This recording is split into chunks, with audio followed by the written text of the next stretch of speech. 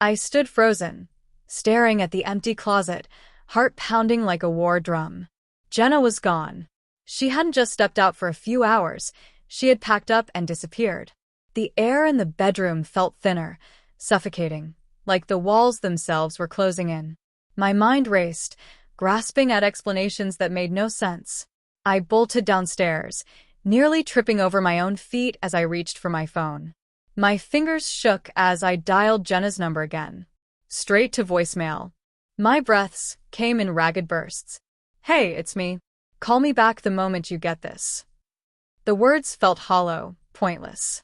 Something deep inside me knew she wouldn't return the call. Still, I clung to the possibility, if only for the sake of my own sanity. Ryan sat on the couch, thumbs tapping against his controller. His face remained impassive, but something about his posture was off. "You okay, bud?" My voice came out uneven. He didn't look up. She said not to worry. I swallowed hard. "When did she leave?"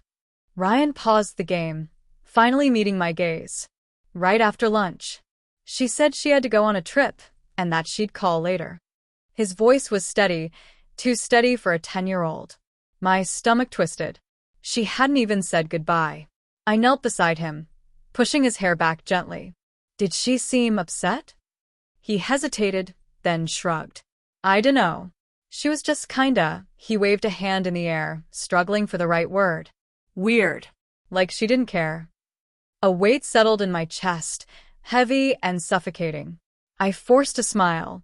"It's gonna be okay, buddy. I promise." But as I said it, I wasn't sure I believed it myself. I returned to my office, sinking into the chair as I reopened the banking app. The numbers on the screen hadn't changed, but I kept staring at them, hoping I had misread them. $74,000. Gone. A lump formed in my throat as the reality of it crashed over me. That money had been for Ryan. Every extra shift, every sacrificed vacation, every dime I had tucked away, it had all been for his future. And she had wiped it out in an instant. My fists clenched, nails digging into my palms. Jenna hadn't just left. She had burned everything down before walking away. I clicked through past transactions, my pulse quickening with every new discovery. Lavish dinners, expensive jewelry, hotel stays. The signs had been there all along. I had just been too blind to see them. And then there was him, Marco Fernandez. His name leaped off the screen like a slap to the face. The money had gone to him. I exhaled through gritted teeth. The puzzle pieces snapped into place. Jenna's late nights, her sudden detachment, the dismissive glances when I tried to touch her. I had lost her long before today. I leaned back, staring at the ceiling, fury bubbling beneath the surface. This wasn't just betrayal. This was theft. A sound behind me made me turn. Ryan stood in the doorway, small shoulders squared, expression unreadable. His voice was quiet but firm. "Dad." I forced my face into something calmer. "Yeah, buddy?" His fingers curled around the doorframe. "Did Mom do something bad?" The words hit like a gut punch. He was too young for this. He shouldn't have had to ask that question. I wanted to lie. I wanted to shield him from the truth. But he deserved honesty. I exhaled slowly. She made a really bad choice, Ryan. His gaze didn't waver. "Is she coming back?" The question ripped through me like a blade. I swallowed hard. "I don't know." Silence stretched between us. Then, Ryan did something that shattered me completely. He walked over and wrapped his arms around my waist, hugging me tight. "It's okay, Dad. We don't need her." I closed my eyes, gripping him just as fiercely. She had left us. But she hadn't broken us. The days blurred together, each one heavier than the last. Sleep became a luxury I could no longer afford. My nights spent staring at the ceiling, mind spinning with thoughts of Jenna, Marco, and the wreckage they left behind. I replayed every moment, every conversation, every sign I had missed. The way she had started locking her phone, the sudden changes in her wardrobe, the cold distance between us in bed. It had been right in front of me, but I had been too trusting, too blind. I spent hours on the phone, first with the bank, then with a lawyer, then with the police. The bank couldn't reverse the transaction. Legally, since it was a joint account, she had every right to take the money. The lawyer told me the same thing. Unless I could prove fraud, Jenna had covered her tracks well enough to walk away scot-free. The police were just as unhelpful. "Sir, your wife withdrawing funds from your shared account isn't a crime," the officer said in a flat tone. "This is a civil matter." I had never felt so powerless in my life. Ryan, on the other hand, carried on as if nothing had changed. He went to school, did his homework, played his video games. But at night, I heard him shifting in his bed, heard the small, muffled sniffles he tried to hide. He missed her. Even if he didn't say it, I knew. And as much as I hated Jenna for what she had done, a part of me still couldn't believe she had abandoned him. Then, after a week of silence, my phone buzzed. A number I didn't recognize. I hesitated before answering. "Hello." "Hey, baby." Her voice slithered into my ear, smooth, sultry, like she hadn't just destroyed our lives. My grip on the phone tightened. "Where the hell are you?" She sighed. "Miami. Marco, and I needed a fresh start." A fresh start. The words tasted like poison. "You stole from Ryan," I growled. "You took everything." Jenna chuckled, the sound cold and distant. "He doesn't need all that money. He's a kid.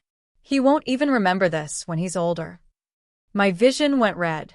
"You don't get to decide that." She sighed, like I was the unreasonable one. "Look, I didn't call to fight.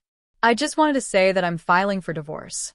My lawyer will send over the paperwork soon." I clenched my jaw so hard it ached. "Divorce? That's what you care about? After everything you've done?" "Don't be dramatic, babe. We weren't happy. You know that." I sucked in a sharp breath. "You did this for him, didn't you? For Marco." She didn't even hesitate. "Of course. He makes me feel alive in ways you never could." Every word was another knife in my chest. "You're a monster," I whispered. Jenna only laughed. "Relax. You'll move on. Maybe even thank me one day." The line went dead. I stared at my phone, heart pounding, rage simmering beneath my skin. She was gone. She had no remorse, no guilt, and worst of all, she truly believed she had won. But she was wrong, because I wasn't about to let her walk away that easily. The next day, I met with my lawyer, a sharp-eyed woman named Linda who had seen her fair share of messy divorces. She listened to my story without interrupting, her face unreadable as I laid everything out. When I finished, she leaned back in her chair, tapping her pen against the desk. "She made one mistake," Linda said finally. I frowned. "What mistake?" She smiled, a slow, knowing smile that sent a chill down my spine. "She drained a college fund," Linda explained. "And guess what? In our state, that's considered misappropriation of marital assets. If we prove she used that money for personal gain instead of for Ryan's benefit, we can hit her where it really hurts." My pulse quickened. "You mean?" "Oh, we're going after everything," she said, eyes gleaming. "She thinks she's free, but we're about to turn her little, fresh start into a nightmare." For the first time since Jenna left, I felt something other than heartbreak. I felt hope. And beneath that, a burning hunger for justice. The days that followed were a blur of legal meetings, paperwork, and quiet conversations with Ryan. I had been careful not to let my son see the storm raging inside me, but he was smarter than I sometimes gave him credit for. One evening, while I was making dinner, he sat at the table, idly poking at a napkin. His voice was soft when he finally spoke. "Dad, do you still love Mom?" The question hit me harder than I expected. I set down the knife, exhaling slowly before turning to face him. "I love the person I thought she was," I admitted. "But the woman who left us? The one who took everything? No. I don't love her." Ryan nodded, his expression unreadable. "She's not coming back, is she?" I hesitated, then shook my head. "No, buddy. She's not." He didn't cry. He didn't even seem surprised. Instead, he just sat there for a moment before finally saying, "Then let's make our own new start." I didn't deserve a son like him. That night, as he slept, I went back to the laptop, reading through every legal document Linda had prepared. Jenna thought she had escaped, but she had left a trail, a very expensive one. And Linda knew exactly how to use it. A week later, the first legal notice hit Jenna's email. It was a demand for repayment of the stolen funds, citing marital asset misappropriation. Attached was a court summons. Her response was almost immediate. "Are you kidding me? You're seriously taking me to court over money?" I didn't respond. She wasn't worth my words anymore. 2 days later, she called. I let it go to voicemail. Then came another message, this one more frantic. "You can do this. Marco and I are building something real here. We don't have that kind of cash." I stared at my phone, an odd sense of satisfaction curling in my chest. She had taken everything from me without a second thought, and now she was panicking because the consequences had finally caught up with her. Good. But it wasn't enough. Linda had another trick up her sleeve. Through our legal filings, we uncovered something Jenna had never expected us to find. Marco had a criminal record. Fraud. Identity theft. And as luck would have it, he was still on probation. That gave us leverage. The next step was simple. Linda filed a motion to freeze any remaining assets tied to Jenna and Marco. Since she had used our joint account to funnel money into their new life, we could argue that she had done so fraudulently. The result? Their accounts were locked. Her next message came in the middle of the night. "You bastard. Marco's furious. You're ruining my life." I smiled. The first genuine smile in weeks. She had ruined mine first. The court date was set for 3 weeks later. In that time, Jenna's life fell apart. Marco wasn't the type to stick around when things got tough. He had been in this for the money, and now that it was gone, so was he. The last text I ever received from Jenna was short and desperate. "Please, let's talk." I deleted it without reading further. She had made her choices. Now, she had to live with them.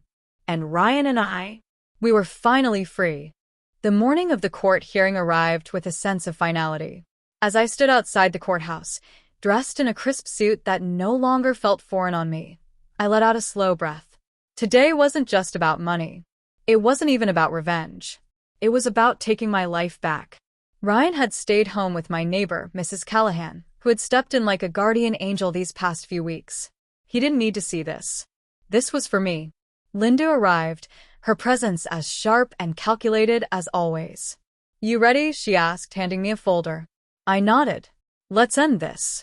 Inside the courtroom, Jenna sat across from me, looking nothing like the woman I had once loved. She was thinner, her usually well-kept hair messy, her designer clothes no longer new. The stress had caught up with her. She didn't meet my eyes. The judge listened as Linda laid everything out, the college fund, the withdrawals, the lavish spending on Marco, and the fraudulent use of shared assets. Jenna's lawyer tried to argue that she had been entitled to the money, that it had been part of our marriage. But then Linda delivered the killing blow. She slid forward a document with Marco's name at the top. "Your Honor, we have proof that the defendant funneled these funds into an account linked to Mr. Fernandez, who has a criminal record for financial fraud. Given this evidence, we are requesting full restitution, plus damages, as well as sole custody of the minor child." Jenna's face drained of color. Her lawyer whispered something to her, but she just shook her head. She knew. She had lost. The judge deliberated briefly before delivering the ruling. Jenna was ordered to repay every cent she had taken from Ryan's fund. But the real victory? I was granted full custody. She wouldn't be able to take Ryan away, wouldn't be able to poison his mind with her selfishness. As I walked out of that courtroom, something inside me settled. This was over. 3 months later, I sat on the bleachers at Ryan's soccer game, watching as he laughed with his teammates. The boy who had once carried so much silent pain was coming back to life, little by little. A woman sat down beside me. Emma, another parent I had gotten to know over the past few weeks. She had warm eyes, a kind smile, and an easy way of making conversation. "Your son's got skills," she said, nudging my arm playfully. I chuckled. "Yeah, he's been working hard." She hesitated, then asked, "And you? You doing okay?" I thought about it for a moment, about the nights I had spent drowning in bitterness, the rage that had once consumed me, the betrayal that had nearly broken me. Then I looked at Ryan, happy and carefree, and felt the weight lift. For the first time in a long time, I smiled. "Yeah," I said. "I think I am." Jenna had taken a lot from me, but she hadn't destroyed me. And as I sat there, under the bright sun, with the sound of laughter and cheering filling the air, I realized something. The best revenge wasn't ruining her life. It was rebuilding mine.